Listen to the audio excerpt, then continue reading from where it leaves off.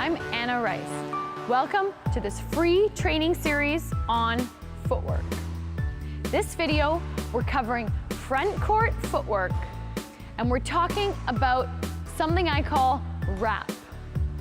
Now, not the hip hop kind. We're talking about rap, meaning racket, awareness, and preparedness.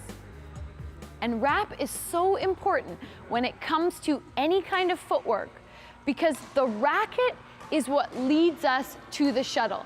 So often we think that footwork is all about the feet, but actually it's a lot to do with the body position and the racket. The racket establishes the movement, and that's what leads the feet to follow. So the first thing that we'll talk about when it comes to rap is a metaphor I use called the sumo suit. Now, we all know what a sumo wrestler looks like, right? They're very well trained, but they're also very large.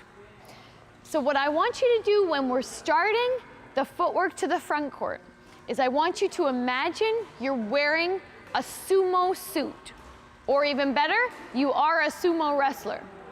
So now your racket is going to be resting on top of your belly, which is now out here.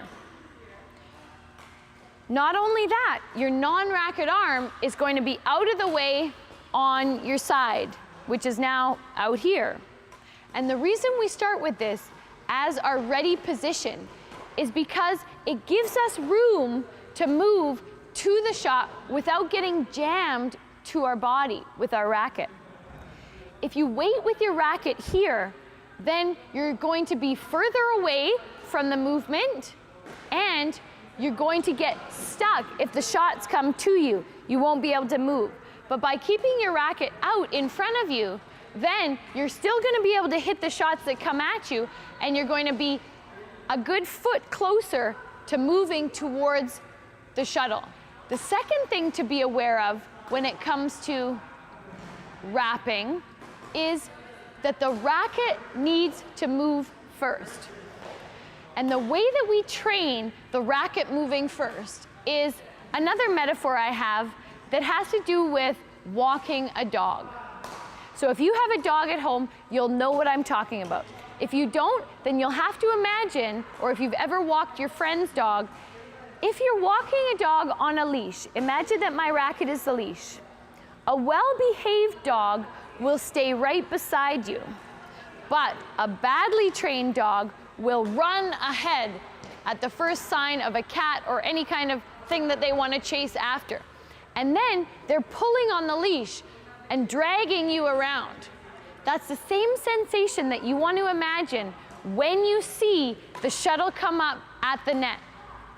The first thing you do after starting your sumo suit ready position is when you see that shot come up to your forehand, then you let the puppy loose and it runs away. And then it pulls you in that direction. The reason that's so crucial to having a solid footwork is because people think about their feet and then they get there and they're not ready with their racket. So when training footwork, you have to be able to have the correct steps in your feet as well as the correct movements in your racket. So it looks like this. My racket moves first. Racket moves. That way, by the time I get there, I'm ready to hit the shot, and I don't need to wait for my racket to get up and into position.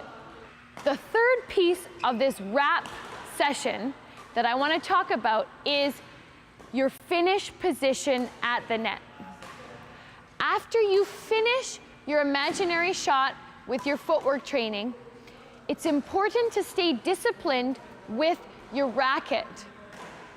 So many people will hit the shot and drop the racket back again down.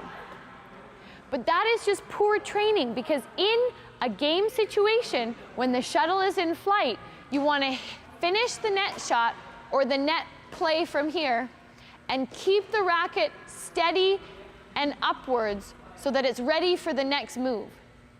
If I drop my racket down, then it's going to take a long time again to get ready for the next shot, as opposed to keeping it ready and then my racket is up and aware and prepared for the next play.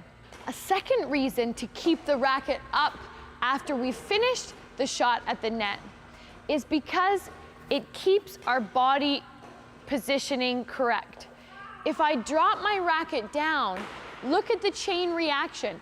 It brings my body over top, my head comes down, my butt goes up, and now I've lost that lunge position. Whereas if I keep my racket up, it will help me maintain that upper body balance that is so key to recovering back to my ready position for the next shot. So I hope you'll find these tips useful when training your footwork to the front court. It's not just about the steps, it's also about the upper body racket positioning and being able to maintain that position throughout the shot, both before and after. Let me know if this helps, leave your comments below, and I'll see you in the next video.